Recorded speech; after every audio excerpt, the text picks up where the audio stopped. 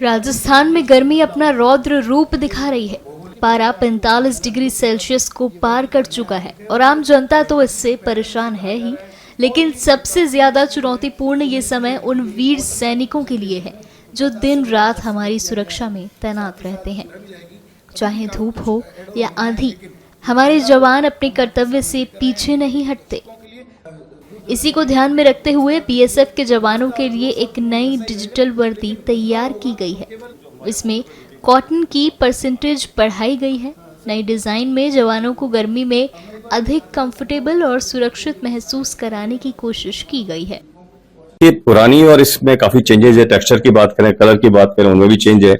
और टेक्सचर की जहां तक बात करूं तो पुरानी यूनिफॉर्म में 50-50% था, यानी 50% खादी था, कॉटन था, तो 50% पॉलिस्टर था। अभी वाली यूनिफॉर्म में 80% कॉटन है, 80% कॉटन है और 19% खाली पॉलिस्टर को रखा गया है।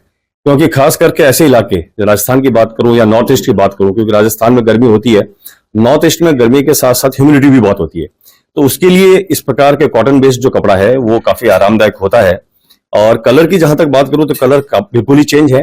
और अभी वाले में मैं खाकी आप देखें तो 50% इसका खाकी है, 45% यानी 45% ग्रीन है, हरा कलर है और 5% भूरा कलर है। तो ये कॉम्बिनेशन है। उसके अलावा जो पहनने का पैटर्न में काफी चेंज किया गया है, लोगो इंट्रोड्यूस किया गया है। इसके साथ साथ रैंक जो हम लगाते हैं या कॉलरडॉग्स लगाते हैं उसमें भी बदलाव है।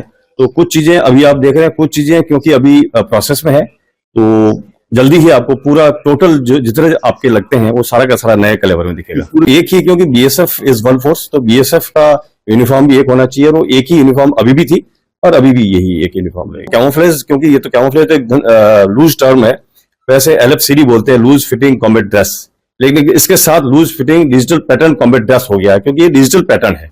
और डिजिटल पैटर्न होने से आप देखेंगे कि इसका जो लॉन्गेविटी है, यानी आप जो चीजें खराब हो जाती है, कलर फेड होता है, वो इसमें शायद नहीं होगा।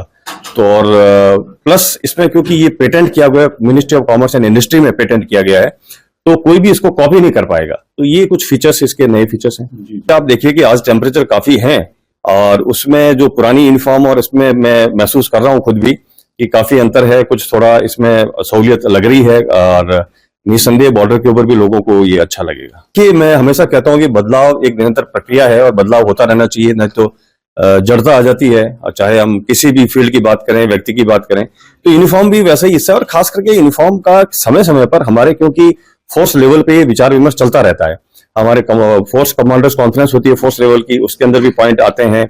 जो फील्ड के अंदर आते हैं सीनियर ऑफिसर्स, तो वहां पर भी लोगों से डिस्कस करते हैं।